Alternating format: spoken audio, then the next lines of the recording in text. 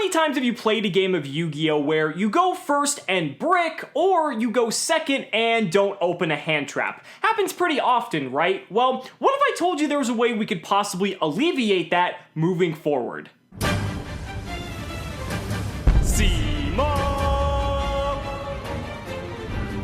What's going on, guys? It's Simo. So today I wanted to bring to you a video discussing mulligans. It seems like every other major trading card game takes advantage of mulligans in some form or another, but Yu-Gi-Oh does not. So in this video, I kind of wanted to see how the other card games take advantage of mulligans, the pros and cons of mulligans in general, as well as the different types of mulligans, and kind of come to a conclusion as to whether or not mulligans would be beneficial for the game or not moving forward. But before we get into that, I want to give a huge shout out to my newest YouTube channel members as always. So big shout out today to Jack and Nora Mac. You guys are the reason that this channel is growing strong. And if you guys want to help support me in the channel through a YouTube channel membership, hit the join button down below or check out the links in the description. But without further ado, let's go ahead and get right into it. So I wanted to discuss by kind of looking at the other trading card games that use mulligans and how they go about doing that. So for those of you who don't know, a mulligan is essentially a do-over or a redo. So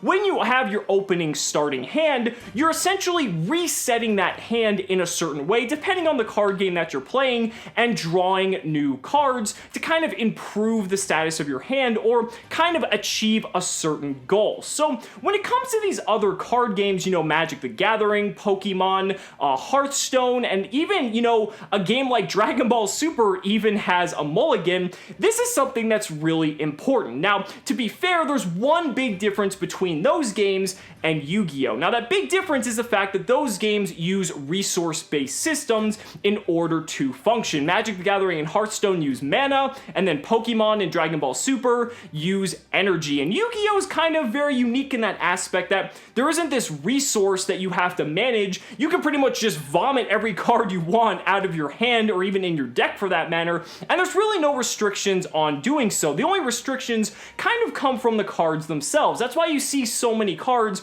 have once per turn clauses or just such, you know, a heavy amount of restrictions because there isn't really a resource-based system that kind of manages and balances the game in that respect. So taking that into consideration, that's one of the big reasons why mulligans are so crucial for these other card games, especially for the card games where the energy or the mana is actually incorporated into the cards themselves. It's a really big deal because if you don't open those specific cards in order to start playing, then it pretty much doesn't make for a good experience. If you start a game of Magic without any mana, or if you just have a really bad hand in any of the other games, it's not really going to bode well for you. There's another aspect to it though too, in that there's also certain costs affiliated with these cards. So if you open a hand and you can't play any cards until like turn 5 or turn 6, well, again, that doesn't create for a very good gameplay experience. So by mulliganing those cards away, you might draw some cards that you can play on turn 1, turn 2, turn 3, you know, ideally, and then, you know, in the best case scenario, both players have that, and that's what's going to create a good gameplay experience. But again, Yu-Gi-Oh! For the most part, you can just play every card without any, you know, rhyme or reason and just go off and do a ton of different plays. So keeping that in mind, I think that's kind of one of the reasons why a mulligan isn't necessary in Yu-Gi-Oh! Is because there isn't that resource system there, but that doesn't mean that Yu-Gi-Oh! Can't benefit from a mulligan in general. I want to start off by talking about the two different types of mulligans. There is a full mulligan and then a partial mulligan. So a full mulligan is something that you might experience in Magic the Gathering or in Pokemon, where you shuffle all the cards in your starting hand back into your deck and then you draw the same number of cards. Now there is a caveat to that because in Magic you actually draw one less card if you decide to mulligan. So that's kind of like the cost of mulligan, but at the same time you're getting a brand new hand. So if you're first hand was absolute shit, then getting one less card but now you have a playable hand seems like a pretty fair trade-off. And in Pokemon it's the reverse. Rather than you losing a card, your opponent actually gains cards as a result of that. So why is this a big deal? Well, I'm gonna look at this from the going first perspective as well as the going second perspective as well. Let's say you're going first and you're playing a deck and you pretty much just flat out bricked. Your hand is completely unplayable aside from maybe being able to like set a monster or set a card face down. down, but your hand is just so bad you can't do anything with it. With a full mulligan, you could shuffle your 5-card hand back into your deck, go down to 4 cards, but now you have the chance to get into some of your starter cards and actually be able to play the game. How many times have you heard other people say that, oh, I bricked, so I just lost the game? That would happen at a much less frequency if the mulligan mechanic were implemented. And in Yu-Gi-Oh!, card advantage is so valuable, probably even more so than any other card game, just because one card can essentially turn into so many, especially in a given turn. I think that going down and relinquishing that one card is a pretty fair trade-off, because let's look at some examples. So take Goki, for instance. Goki only really needs like 2 cards to combo off, so if your opening hand you bricked, you shuffle and go down to 4 cards. Well, if you open your Goki combo, I think that's pretty fine because you're going to be able to extra link your opponent anyway.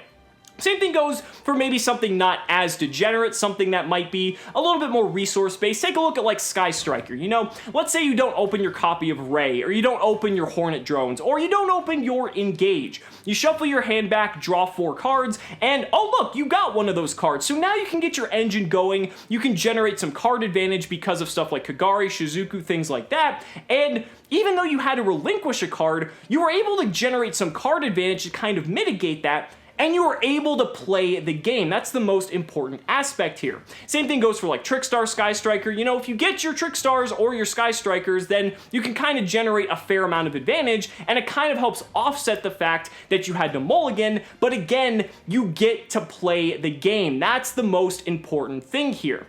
The same thing goes for the player going second. How many times have you gone up against a player playing a Goki deck or an FTK variant of some sort, you draw your opening 5 cards, you don't open a hand trap, and you basically just lost the game right then and there, because statistically speaking, they probably opened their combo, and if you don't have that hand trap, you're basically just fucked. But with the mulligan mechanic implemented, sure, you go down to 4 cards, but you have the opportunity to get a hand trap, which means now your opportunity to play just rose exponentially, because sure, maybe that hand trap might not stop them, but it's better to have the one hand trap and try than to have no hand traps and to get completely curb stomped. So what I'm getting at here is that it's beneficial for both players in pretty much every single aspect. It's going to reduce variance, it's going to allow both players to play the game. You're not going to have situations where one player bricks and just outright loses, and I think that just creates a healthier gaming experience. I do want to mention, though, the partial mulligan. This is something you might experience in something like Dragon Ball Super or in Hearthstone, where you get to pick which card you shuffle back into your deck, and you draw the same number of cards. So say in your 5-card hand, you decide to keep 3, shuffle back 2, and then you draw 2 different cards. Now, I really don't like this for Yu-Gi-Oh! Because I think partial mulligan is way too imbalanced, because if you have a really good hand, let's say you're playing Goki and you open like your 2-card combo, you could shuffle every other card in your hand back into your deck and try to draw cards like Called by the Grave, Magical Midbreaker Field, basically just any card to prevent your opponent from playing, or draw a hand trap so that even if they do stop you, you have something for the following turn. It turns a good hand into like an exceptionally good hand, and I kind of really don't like the dynamic that creates. Same thing goes if you're going second, it's kind of the same thing. If you open like 4 hand traps, we've all been there, right? You can only just shuffle 1 or 2 of them back into your deck, and then it just basically allows you to get better cards, and I just really don't like the fact that there's not really a cost associated with the partial mulligan. You're not really losing anything by doing this. Now, you could make the argument that like with the full mulligan, oh, I'm just gonna go ahead and get 1 less card than what I shuffled back. So I guess that could be a way to balance it out, but I just think the full mulligan makes a lot more sense for Yu-Gi-Oh! Because it creates this strategic dynamic. Let's say you open a very middle of the road hand. Well, you now have the strategic decision to make that you can either keep that hand, you can shuffle it back to try to get something a lot better, you have the risk of shuffling it back and getting something a lot worse, and those are your 3 decisions. So it creates this dynamic that really someone can perfect and really just allows players, again, to have the opportunity to decide their fate rather than their opening hand dictating how the rest of that duel is going to take place.